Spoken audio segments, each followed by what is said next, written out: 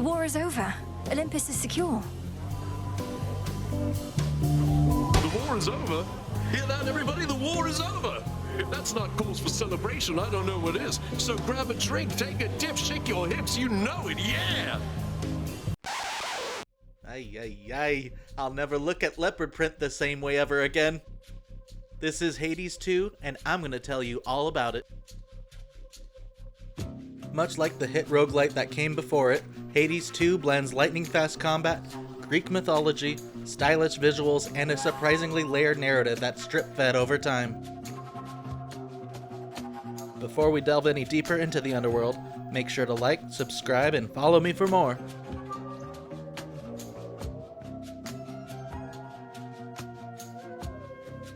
You play as Melinoe, princess of the underworld, daughter of Hades, and little sister to Prince Zagreus. You know, the lad who fought night after night trying to escape his father's house in the first game. So, what is Hades 2 all about? Escaping the underworld, only this time, you're a girl? No. And it may seem that way at first, but Hades 2 isn't about escaping. It's about exacting your revenge on the Titan of Time, P.S. your grandfather. Kronos!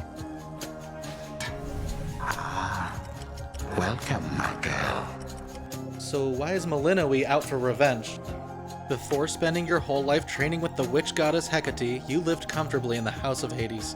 That is, until the day your immortal grandfather breaks free of the inescapable prison his god-born children put him in. With no other choice, Hades entrusted Hecate with raising you in a hidden realm. Opening a portal, she fled with baby Melinoe in hand, narrowly escaping Kronos and his reimagining of the underworld. If breaking your family apart while seizing the throne wasn't bad enough, well, he also traps everyone you love in the dark recesses of the underworld, and he coordinates an attack on Mount Olympus where the rest of your family lives. So if Kronos is running the show below, who's helping him on the surface? Prometheus, the Titan of Foresight, who up until now was chained to the mountain's peak for defying the gods and aiding mortals with fire. Enough about backstory. What happens now? After years of discipline, you've transformed your body into a deadly weapon. Hell-bent on freeing your family, you prepare for the never-ending cycle of failing forward. Living off-grid, your tent lies somewhere between the surface and the underworld. Each night, you'll push yourself to your limits, going as far as possible before reaching the brink of death, only to teleport safely back home and try all over again.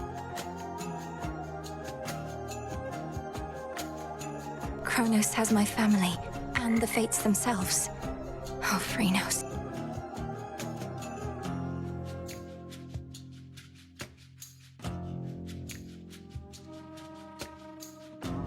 Hades 2 takes place largely across mythical battlegrounds, spanning a series of unique regions made up of smaller locations.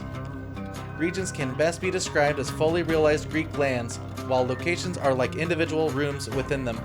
To advance, you must clear each location, progressing through interchangeable stages teeming with traps and hordes of creatures. Night after night, you'll begin your vengeful descent by running into the woods of Erebus. Overrun with ghostly forces, you push through dark marshes lined with dead trees and peering red eyes. Chances are you'll meet Arachne, a spider seamstress whose silk imbues your garments with special powers. Or Charon, the boatman who trades valuable wares in exchange for the riches you earn along the way. Eventually, you'll duel with this region's guardian, Headmistress Hecate. In order to proceed, you must prove yourself ready for your task by sparring with the witch and her minions. Once satisfied, Hecate yields, allowing you passage to the next region. Onward to Oceanus, a vast network of underground pipelines leading to a colony of sea dwellers and the conceited Narcissus, falling in love with its own reflection. A song can be heard throughout this region's many chambers, growing louder and louder until finally, you drop in on Scylla and the Sirens. Together, they put on a live performance, weaponizing their instruments against the princess of the underworld.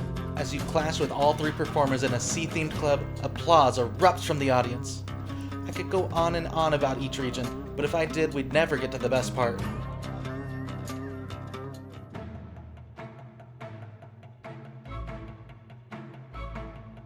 Combat revolves around these 5 basic commands: attack, special, cast, dash, and hex.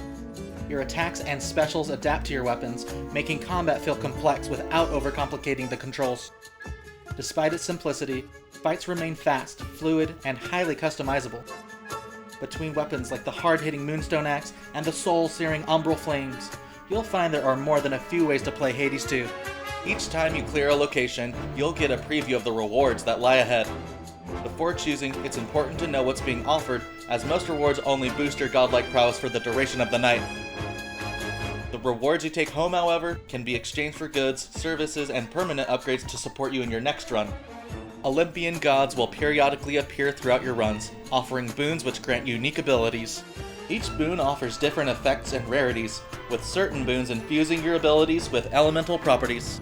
New to Hades 2 are hexes, ultimate abilities granted by the moon goddess Selene. Though they do take time to charge, these lunar sorceries hit with devastating force.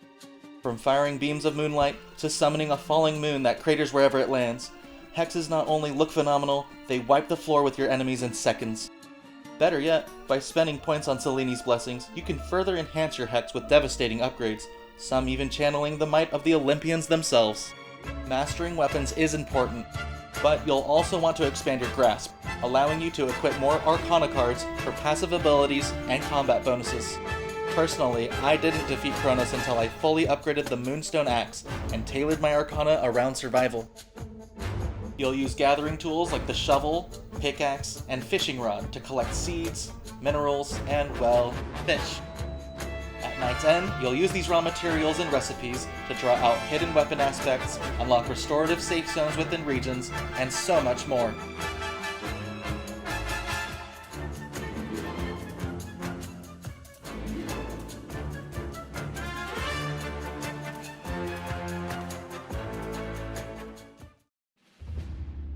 From its striking art direction to its procedurally generated design, Hades 2 is an astounding roguelite that expands on nearly everything that shaped the first game.